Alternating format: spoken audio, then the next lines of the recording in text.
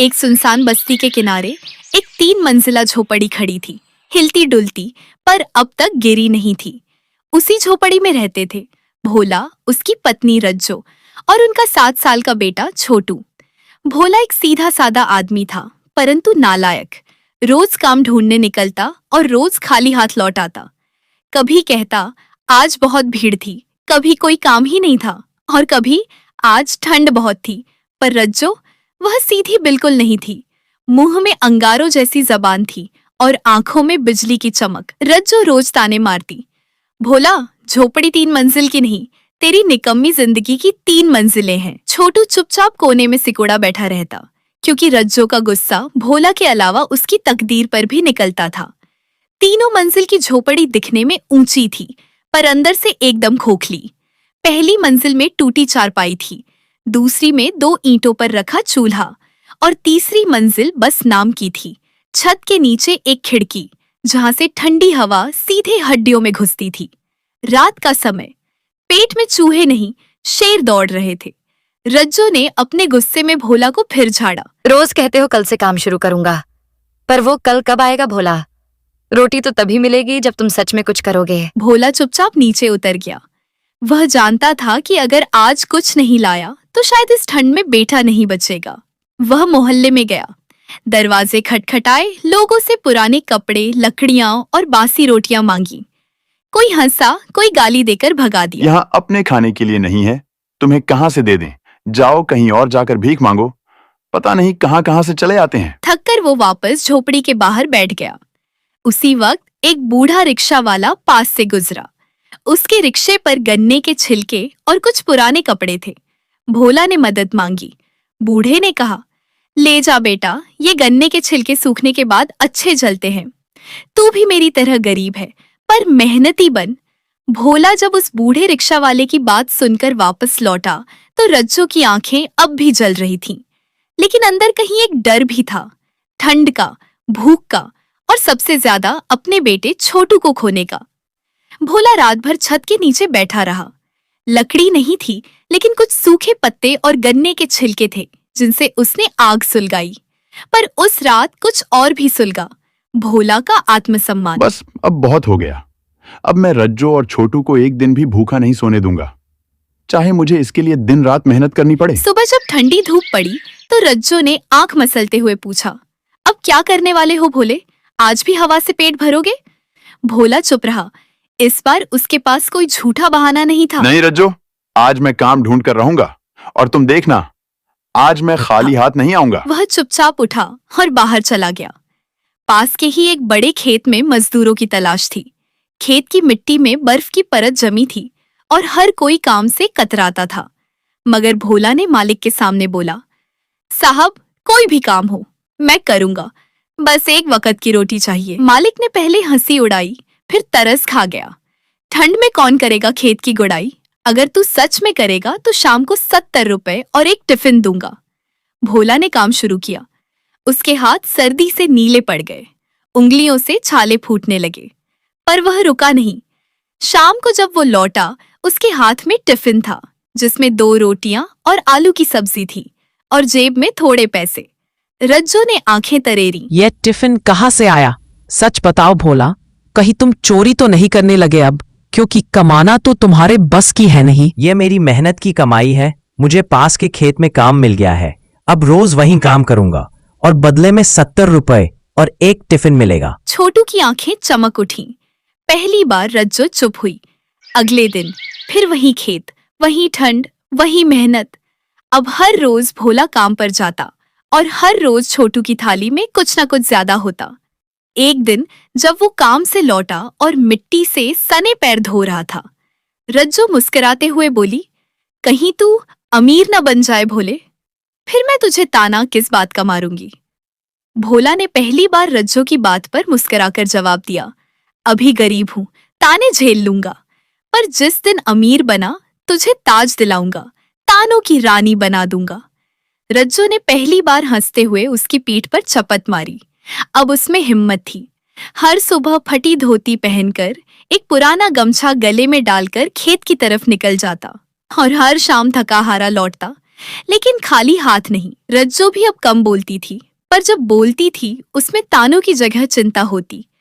आज बहुत ठंड है भोले, थोड़ा उबला पानी ले जा, रास्ते में पी लेना, गला खराब ना हो जाए। छोटू हर रोज दरवाजे पर खड़ा होकर इंतजार करता, पापा के हाथ में टिफिन होगा या आज वो कुछ मीठा लाएंगे। और एक दिन सच में भोला एक गुड़ की डली लेकर आया। छोटू ने जैसे ही देखा खुशी से उछल पड़ा। रज्जो मुस्कुराई, लेकिन छुपा लिया, क्योंकि एक माँ कभी जल्दी पिघलती नहीं। एक रात जब झोपड़ी की पहली मंजिल में सब सो रहे थे, छत पर पानी टपकने लगा। भोला उठा, बाल्टी रखी और चुपचाप ऊपर देखने लगा। वो टपकता हुआ पानी जैसे उसकी जिंदगी की याद दिला रहा था। हर मंजिल से नीचे गिरती उम्मीदें, हर छत से रिश्ता दर्द। रज्जो की नींद खुली, बोली, तू छत देख रहा है या अपनी किस्मत? भोला हंस पड़ा। सोच रहा हूं कि कभी ये झोपड़ी भी पक्की होगी और तू एक दिन कहेगी, भोले अब मुझे ताने देने का मन ही नहीं करता। अरे पागल, उस दिन तुझे छोड़ दूंगी, फिर मैं तुझे छेड़ूंगी किससे? दिन बीते, हफ्ते गुजरे, फिर एक दिन खेत बंद हो गया, फसल कट चुकी थी। भोला फिर बेरोजगार। रज्जो की आंखों में फिर वही पुराना डर लौटने लगा। हाय, हम तो लुट गए, बर्बाद हो गए। अब हम क्या करेंगे? खेत भी बंद हो गया और अब तुम क्या काम करोगे भोला? बताओ, पेट भरने को तो कुछ बचा ही नहीं, ऊपर से बच्चा भी भूखा है। पर इस बार भोला ने हार नहीं मानी। उसने गांव की बस्ती में एक पुराना ठेला खरीदा, उधारी पर। ठीक है भाई, तुम ये थैला ले जा सकते हो। वैसे भी अब मुझे इसकी जरूरत नहीं है, और तुम्हारी मदद तो मैं जरूर करूंगा, क्योंकि तुम बिल्कुल मेरे जुड़वा भाई की तरह लगते हो। रज्जो ने ताना नहीं मारा। उसने चुपचाप 4 रोटियां और एक बोतल गर्म पानी उसकी पोटली में बांध दी। जा, आज तो कुछ बिके न बिके, पर तेरी कोशिश बिकेगी। भोला ने ठेले पर लिखा। ठंडी में गरम रोटी, भोले की थाली, सिर्फ 5 रुपए। लोग रुकने लगे। रज्जो ने अपने पुराने पितल के डब्बों में सब्जी बनानी शुरू की। अब वो झोपड़ी रसोई बन गई थी। छोटू कभी थाली में पानी देता, कभी पैसा गिनता। अरे वाह, आज तो पापा ने बहुत सारे पैसे कमा लिए। अगर ऐसा ही रहा तो हम भी एक दिन अमीर हो जाएंगे। फिर मैं भी स्कूल जा सकूंगा, मेरे पास अपनी नई किताबें होंगी, नया बैग होगा, और मम्मी को भी कभी आटा उधार नहीं लाना पड़ेगा। और एक दिन रज्जो ने भोला से पूछा, भोला, एक बात बताओ, अगर तुम सच में अमीर हो गए, अगर तुम्हारे पास बहुत सारे पैसे आ गए, तो क्या तुम मुझे सच में छोड़ दोगे? क्या तुम उस झोपड़ी की उस लड़की को भूल जाओगे जिसने हर भूखे दिन में तुम्हारे साथ सूखी रोटी बांटी? क्या तुम मेरा प्यार, मेरी बातें, मेरी आंखों में जो सपने थे तुम्हारे लिए, वो सब भूल जाओगे? अगर तू ताने नहीं मारेगी तो मेरी जिंदगी कितनी बोरिंग हो जाएगी रज्जो। चल हट, अब तू भी बातें बनाना सीख गया है। क्या करूं रज्जो, तेरे तानों में इतना प्यार है, आदमी सीधा सीधा बातें करना भूल ही जाता है। अगली सुबह भोला समय से पहले पहुंच गया उस आलीशान बंगले पर। गेट पर 2 चौकीदार, 4 गाड़ियां और एक चकाचक बगीचा। मालिक ने सीधे कहा, काम का वक्त है सुबह 6 से दोपहर 3 बजे तक। झाड़ू, पोछा, बर्तन और थोड़ी देखरेख। महीने के 3,500 रुपये। खाना यही मिलेगा। अगर ठीक से किया तो ऊपर की मंजिल भी तुझे ही दे दूंगा।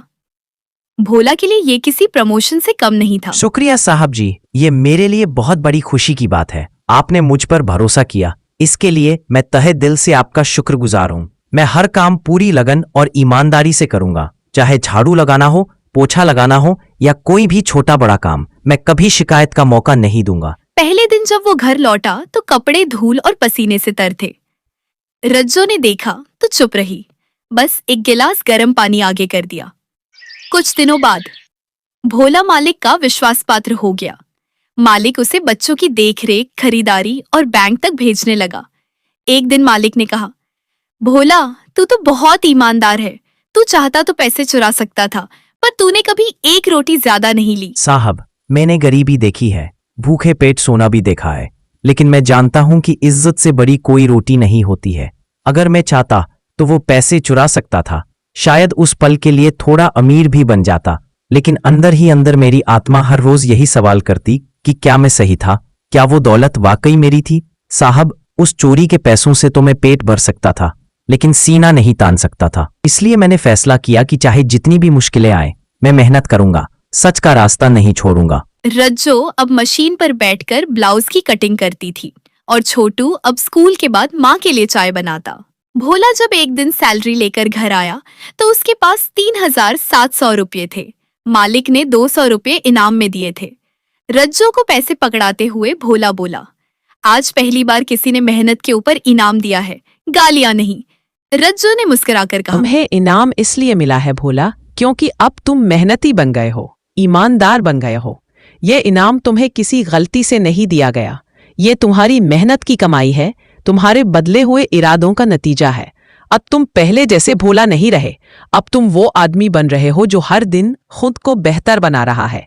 और सुनो भोला, अभी तुम बस ईमानदार बने हो, लेकिन जिस दिन तुम हर एक चीज की पूरी तरह से लायक बन जाओगे, जब तुम अमीर बन जाओगे, जब तुम्हारा नाम लोग इज्जत से लेंगे, तब मैं अपने सारे ताने जो आज तक दिए हैं एक एक करके समेटूंगी और तुम्हारे नाम की एक दुकान खोलूंगी, ताकि हर बार जब मुझे तुम्हारे ऊपर गुस्सा आए, मैं बस उस दुकान को देखूं और खुद से कहूं, अब ताना मारने की कोई वजह नहीं बची। एक शाम भोला जब मालिक के बंगले के बाहर गाड़ी साफ कर रहा था तो एक और बंगले वाली महिला आई और बोली, तुम बहुत मेहनती लगते हो, तुम्हारी आंखों में एक अलग सी चमक है जो किसी आम आदमी में नहीं होती, वो चमक जो सिर्फ सच्चे और ईमानदार लोगों में होती है। मैंने इस बंगले के मालिक से तुम्हारे बारे में खूब सारी बातें सुनी हैं। उन्होंने बताया कि तुम बिना किसी शिकायत के काम करते हो, समय पर आते हो, समय पर जाते हो, और सबसे बड़ी बात ये कि तुम अपने काम को बोझ नहीं, इज्जत मानते हो। ऐसी सोच बहुत कम लोगों में होती है और यही बात मुझे सबसे ज्यादा पसंद आई तुम्हारे अंदर। इसीलिए मैं चाहती हूँ कि तुम मेरे बंगले में भी सफाई और देखरेख का काम संभालो, क्योंकि मुझे ऐसे ही लोगों की जरूरत है जो भरोसे के लायक हों। मैं तुम्हें हर महीने 4,000 रुपए दूंगी, लेकिन अगर तुमने अपना काम उतनी ही ईमानदारी और लगन से किया जैसी अब तक लोगों ने बताई है, तो मैं ये रकम और बढ़ा दूंगी, क्योंकि मेहनत का सही मोल देना मैं अच्छे से जानती हूँ। और मैं चाहती हूँ कि तुम अपने जीवन में और आगे बढ़ो, ताकि कल जब लोग तुम्हें देखें तो कहें कि हाँ, ये वही भोला है जिसने अपनी मेहनत से जिंदगी को बदल कर रख दिया। भोला चौंका। उसने सोचा, अब 2 घरों का काम, मतलब और पैसा, मतलब झोपड़ी की छत की मरम्मत, मतलब छोटू की फीस, मतलब रज्जो के हाथों में सोने की बालियां। भोला ने हाँ कर दी। जी मैडम, ये मेरे लिए बहुत बड़ी और बहुत अच्छी बात है। आपने मुझ जैसे एक साधारण इंसान पर भरोसा जताया, ये मेरे दिल को छू गया। मैं बहुत दिनों से ऐसा ही कोई मौका चाहता था जिसमें मैं अपनी मेहनत से खुद को साबित कर सकूं। अब जब आपने मुझे ये जिम्मेदारी दी है तो मैं वादा करता हूं कि मैं हर काम पूरी ईमानदारी, लगन और सफाई से करूंगा। आपके बंगले की देखरेख मेरे लिए सिर्फ काम नहीं होगी, बल्कि सम्मान होगा। मैं एक एक कोना ऐसे साफ करूंगा जैसे वो मेरा अपना घर हो, क्योंकि मैं जानता हूं कि अगर किसी ने मुझ पर भरोसा किया है तो मुझे उस भरोसे को टूटने नहीं देना है। मैं कभी देर नहीं करूंगा, कभी टालमटोल नहीं करूंगा, और जो भी काम मिलेगा उसे वक्त पर और दिल से पूरा करूंगा। मैं आपसे किसी रहम या एहसान की उम्मीद नहीं रखता। बस एक सीधा मौका मिला है तो मैं उसी मौके को अपनी मेहनत से इतना बड़ा बना दूंगा कि एक दिन लोग कहें कि हाँ, यही वो भोला है जो कभी ठेले पर बैठा करता था और आज अपनी मेहनत से इज्जत की रोटी कमा रहा है, और आज अपनी मेहनत से इज्जत की रोटी कमा रहा है। आप निश्चिंत रहें मैडम, अब से हर दिन मेरा यही मकसद होगा कि आपकी उम्मीदों पर खरा उतरूं और कभी भी ऐसा कुछ न करूं जिससे आपको लगे कि आपने किसी गलत इंसान पर भरोसा किया। अब भोला 2 बंगलों में काम करता था। रज्जू अब सिर्फ ब्लाउज नहीं, अब साड़ियों की फॉल पिको भी करने लगी थी। और एक दिन छोटू स्कूल से एक सर्टिफिकेट लाया, best student of the month. माँ देखो ना, मुझे स्कूल से एक बहुत बड़ा अवार्ड मिला है। मुझे best student of the year चुना गया है। मैं अब पहले जैसा छोटा बच्चा नहीं रहा, मैं बहुत समझदार बन गया हूँ। अब मैं पढ़ाई को खेल की तरह नहीं, जिम्मेदारी की तरह लेता हूँ। मेरे सभी टीचर मुझे बहुत पसंद करते हैं क्योंकि मैं अब हर सवाल का जवाब देने की कोशिश करता हूँ। अरे मेरे लाल, तू तो सच में मेरा सूरज बन गया है। आज तूने जो खबर दी है ना, उससे मेरे दिल को जितनी खुशी हुई है उतनी शायद ही कभी हुई हो। तुझे याद है जब हम खाली पेट सोते थे, जब मेरे पास तुझे स्कूल भेजने के लिए पैसे नहीं होते थे। सुनिए जी, आज दिल बहुत खुश है। आज हमारी जिंदगी का सबसे सुनहरा पल आया है। हमारे बेटे को स्कूल से best student of the year का अवार्ड मिला है। हाँ, वही बेटा जो कभी पुरानी किताबों से पढ़ता था, जिसके पास जूते तक नहीं थे, जिसने कई बार बिना टिफिन के स्कूल जाने की आदत बना ली थी। आज उसी ने पूरे स्कूल में पहला नंबर लाया है। उसकी मैडम ने स्टेज पर बुलाकर गले लगा। अरे वाह, सच कहो तो मेरी तो आंखें ही भीग गई ये खबर सुनकर। हमारा बेटा अब वाकई बड़ा हो गया है, और वो भी सिर्फ उम्र से नहीं, सोच से, मेहनत से, इरादों से।